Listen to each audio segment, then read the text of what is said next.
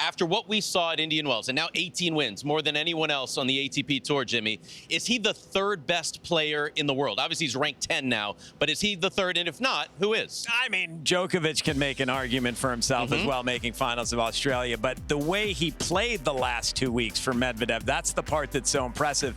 He's not just winning matches, but he's crushing players, and he's crushing top players. He's not dropping sets. He's back to the Medvedev of big serves, gets through his service game in 15 seconds, and then makes you grind through your service game. And eventually, the weight of that double that you're having to deal with gets to you, and you lose the set and the match. That's what's happened for the last couple of years.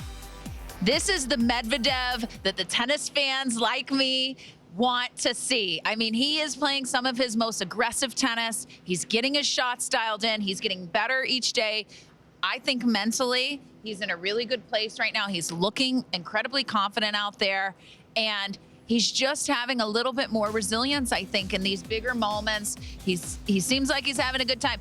This is what we want from Medvedev. I mean, and I'm a big Medvedev fan, so I'm a little biased.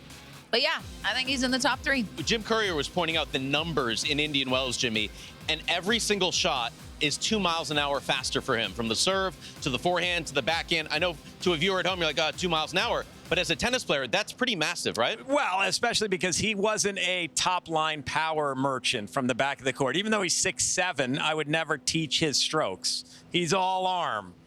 He almost He's all chokes feel. himself. He's going off of his instincts. But sometimes, right, that's the best thing that you can do when you have the talent and you have the knack for the sport. You can throw the technique out of the bag, and you can just rely on your instincts when you're that good. I think his timing is incredible. And like you said, he's adding power to his game. This is hard to do mid-season, but clearly there's a concentrated effort. And look, I'm a power player. I would face off against anyone. You don't want to be facing some of those balls he's hitting. No, it's a different type of tennis ball, and it's a different type of game style, Jimmy. Well, he did have a little bit the last couple of years of, I dreaded word, the yips. He was struggling with serve, and he was struggling with second serve, throwing in a lot of double faults.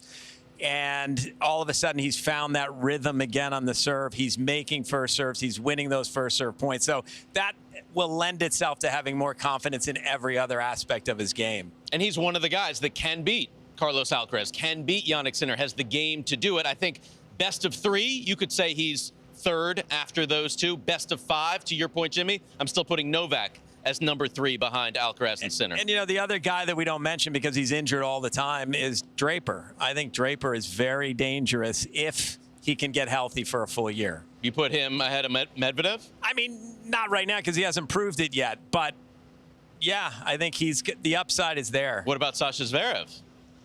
Sasha Zverev is Sasha Zverev. He's right where he's 3-4 in the world, and he's going to probably stay there.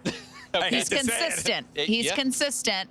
He's looking to have that breakthrough, get to number 2, creep up maybe to number 1, but that's a hard task at hand. I think he has the tools, but it's just all about consistency, right? Yeah, and what Medvedev does have, he's been number 1 in the world. He's won a major title before, so we know what it takes to get there.